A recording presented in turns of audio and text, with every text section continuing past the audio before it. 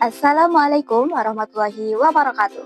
Halo, perkenalkan saya Cynthia Angelia Putri dari program studi Tadris IPA NIM 252080054. Di sini saya akan melakukan praktikum sederhana yang berjudul uji lemak pada makanan dengan menggunakan kertas buram. Praktikum ini dilakukan untuk mengetahui lemak pada makanan pada beberapa bahan makanan secara sederhana. Nah, tujuan dari praktikum sederhana ini adalah yang pertama, mengidentifikasikan kandungan lemak pada makanan. Yang kedua, mengetahui cara kerja uji lemak menggunakan kertas buram. Dan yang ketiga, membedakan makanan yang mengandung lemak dan yang tidak mengandung lemak. Nah, teman-teman, lemak merupakan salah satu zat gizi makro yang berfungsi sebagai sumber energi, pelindung organ tubuh, serta pelarut vitamin A, D, E, dan K. Lemak tersusun atas asam lemak dan gliserol yang bersifat non-polar, sehingga tidak larut dalam air tetapi larut dalam pelarut organik seperti minyak. Salah satu metode sederhana untuk mendeteksi lemak pada makanan adalah uji kertas buram. Metode ini memanfaatkan sifat lemak yang dapat meninggalkan noda transparan permanen pada kertas akibat kemampuannya dalam meresap ke dalam serat selulosa kertas. Jika makanan mengandung lemak, maka setelah dioleskan dan dikeringkan akan terlihat bekas tembus cahaya pada kertas.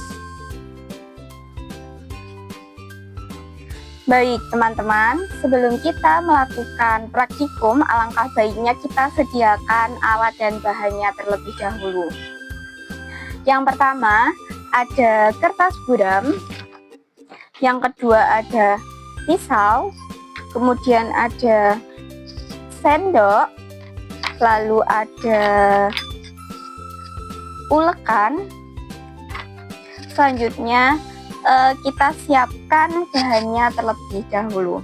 Bahan yang pertama ada pisang, kemudian kemiri, kacang tanah, lalu ada kentang rebus, kemudian kuning telur dan putih telur.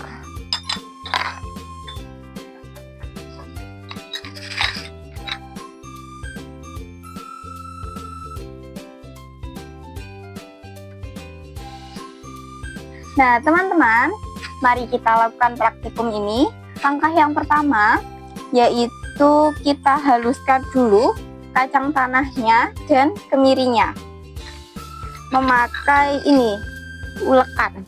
Kita haluskan begini ya, teman-teman.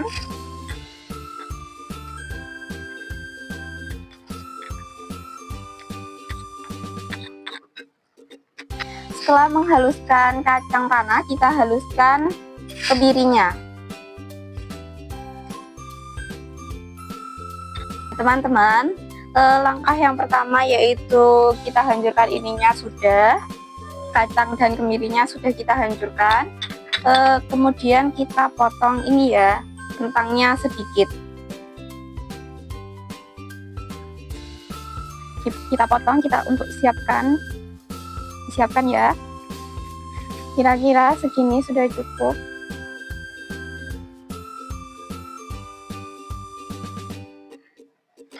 Nah, untuk putih telurnya di sini sudah ada dan kuning telurnya sudah ada. Selanjutnya kita pakai tisu dulu. Selanjutnya kita kasih nama ini kertas buramnya. Ini sudah saya namani. Di sini ada kacang tanah, kemudian kemiri, kuning telur, pisang, kentang, dan putih telur. Ini sudah ada tempatnya masing-masing. Kemudian langkah selanjutnya itu kita kasih pada tempatnya ya, teman-teman, ininya. Ke kolom yang sudah disediakan di sini. Yang pertama kacang tanahnya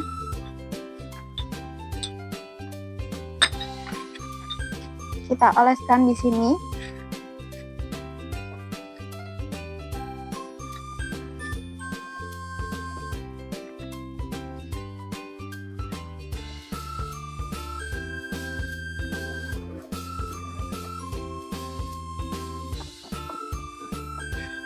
Setelah kacang tanah, kita pakai ke kemiri.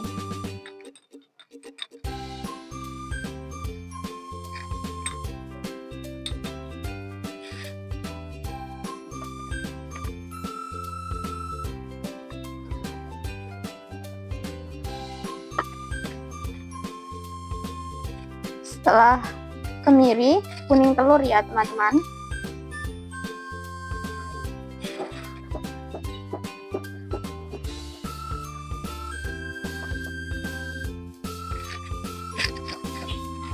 Kita pakai tisu untuk membersihkan.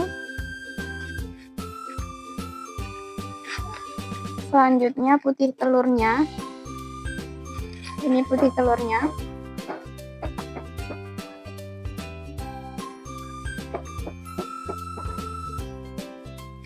Kemudian kentangnya, kentang yang tadi sudah kita iris. Setelah itu pisang.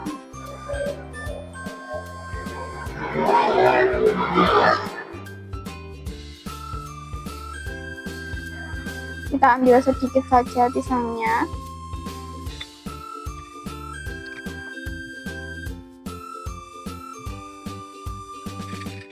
Sudah.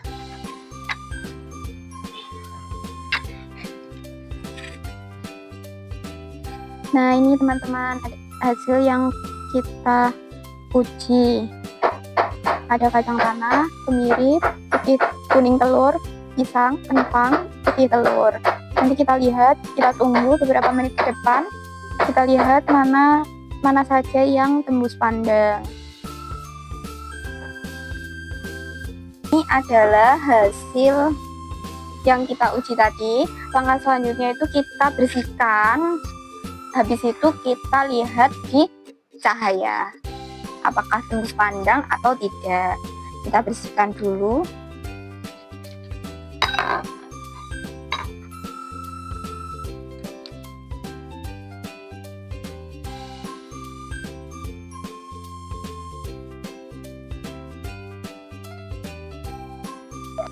Nah, ini adalah hasil yang kita uji pada cahaya. Hasilnya terlihat bahwa kacang tanah, kemiri, dan kuning telur itu tembus pandang, sedangkan pisang, kentang, dan putih telur itu samar. Uji lemak menggunakan kertas buram dilakukan berdasarkan sifat lemak yang dapat meninggalkan noda transparan pada kertas. Semakin jelas noda yang terbentuk, maka semakin tinggi kandungan lemak pada makanan tersebut. Hasil dari uji lemak pada makanan menunjukkan bahwa kacang tanah, kemiri, kuning telur itu menghasilkan noda transparan yang tembus cahaya sehingga positif mengandung lemak. Sedangkan pada pisang, kentang, dan putih telur tidak menunjukkan noda transparan tembus cahaya sehingga kandungan lemaknya itu rendah.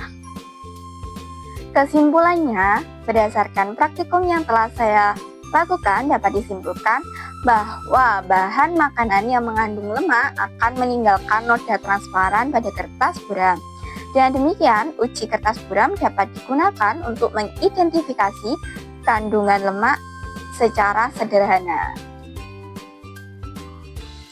Demikian video praktikum yang dapat saya lakukan. Mohon maaf dan terima kasih atas perhatian teman-teman dan ibu dosen. Wassalamualaikum warahmatullahi wabarakatuh.